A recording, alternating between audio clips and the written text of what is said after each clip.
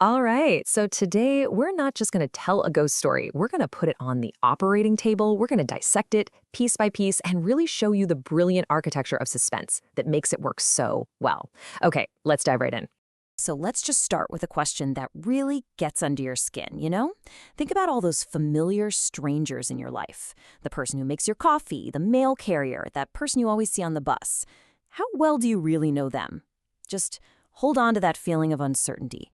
See, the best kind of suspense, it never kicks off with a jump scare. It actually starts with the total opposite, the mundane, the predictable, the comfort of a routine that you never think will break. You have to build a world just so you can watch it shatter. And here we go. The story immediately grounds us in something we all get. It's not dramatic at all, it's deliberately ordinary. This isn't some haunted mansion, it's the 7:30 a.m. bus. And we feel safe here, right? Because we recognize this world. And that, right there, is the trap. Now, what's really cool here is how the structure itself creates this hypnotic feeling. Same seat, same time, always quiet.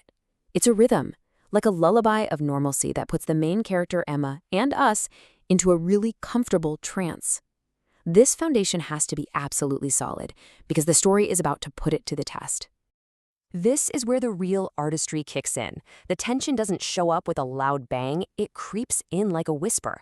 It's like a single wrong note in a song you've heard 1,000 times. A tiny little crack in that solid foundation we just talked about. You see, the first tool of suspense isn't some monster.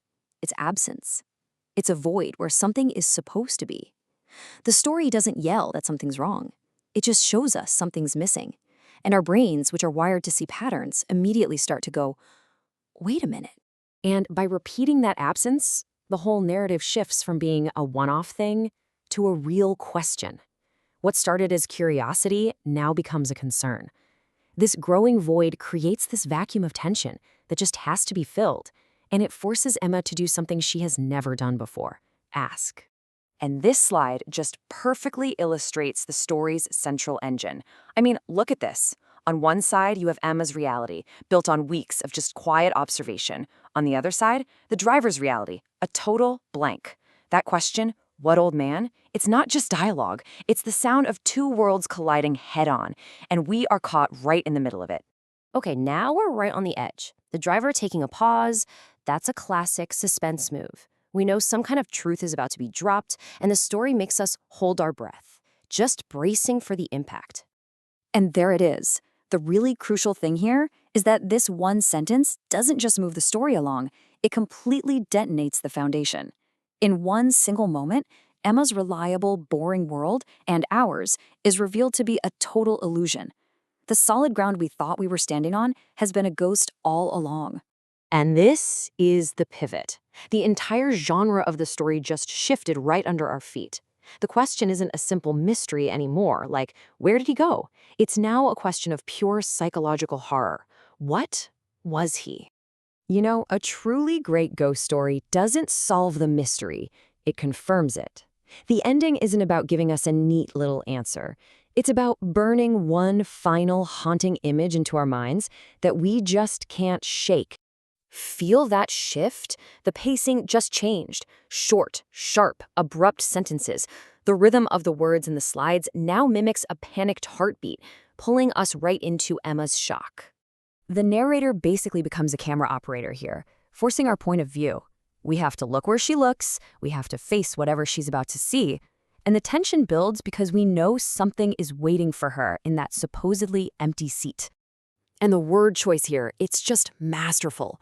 Not a man, not a ghost. A faint reflection. It confirms there's something supernatural there, but it keeps it ethereal, ghostly, and uncertain. It's a perfect, chilling touch. So let's get to the final reveal. The story makes us wait one last time, splitting the image into two beats to get the maximum impact. The old man smiling at her, and that is the final, chilling twist. It's the ambiguity of that smile that makes it so terrifying, right? Is it a kind smile? A threatening one? Is he saying thank you? The ending doesn't give us closure. It gives us a dozen new, unsettling questions. So what's the code we've managed to crack here? Well, first build a world of routine before you smash it. Second, use the simplest dialogue to create the biggest conflicts. Third, understand that one single sentence can be way more powerful than an entire chapter. And finally, the most haunting stories aren't about the answers you give, but the questions you leave behind. Which leaves us with one last thought to kind of chew on. In that empty seat, was Emma seeing a ghost from the past, or was she seeing a memory that was so powerful it actually became real? It's a question that completely blurs the line between the supernatural and the psychological, and it's the perfect place to leave you.